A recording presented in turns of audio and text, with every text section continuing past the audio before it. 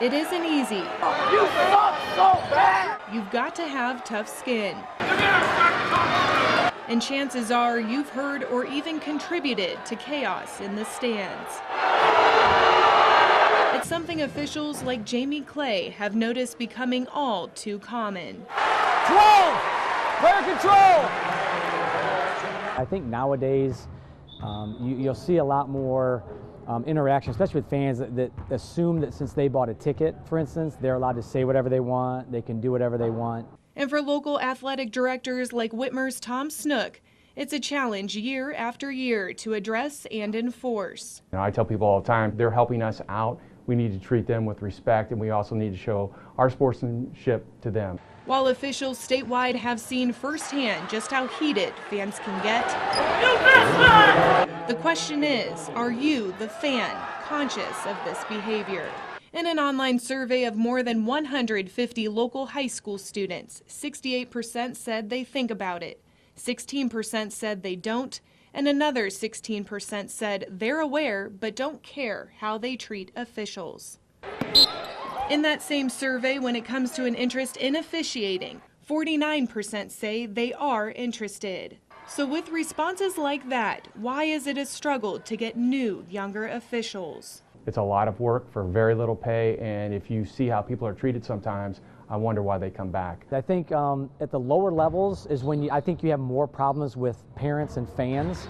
So most of our young officials, that's where they are officiating, and that's where you see a lot of the problems. You'll have fans that take it to the extreme, and when officials see that and do that every day, 3 or 4 times a week, they get frustrated. For Clay, he says it wasn't until his 6th year of officiating that he got a varsity game, a process new officials aren't sticking around for. You'll have a lot of younger guys now that want to get in right away, and they think that they're ready to do varsity games, and they're truly not. Now some are, but sometimes they'll get put into those situations and they can't handle it, and then again they get discouraged and they, give up officiating. With 2 new sanctioned sports added last year, the OHSAA saw a slight rise in officials from 2016 to 2017.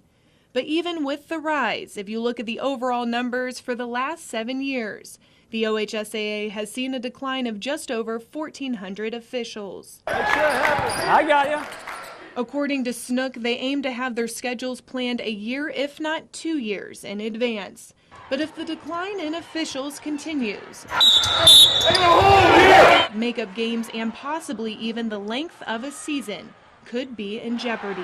It's going to limit your flexibility of scheduling based on availability of officials, and that's really some of our go-tos now. Is we want to put something on this date, there's nobody left. Another possibility could be eliminating freshman and JV teams and having only varsity, or having the same officials officiate 2 games in one night, something that could make games even more intense for officials. You may find that you don't have enough officials where maybe the varsity officials have to do the JV and varsity, which is kind of a frustrating thing, because if something happens in a JV game and now you have to stick around and do the varsity game, what might happen? Another option would be to lessen the amount of officials in each game.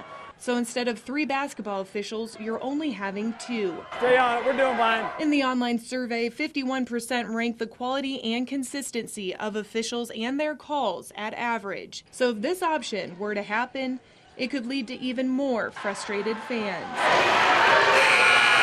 In an effort to find new officials, some schools are getting creative. I know there are some schools in the state of Ohio, and I know there are some officials that teach in those schools that have started some officiating classes in school, but then those students either will referee like physical education games or after school games and things like that, get their license, and then they're eligible to go out and referee.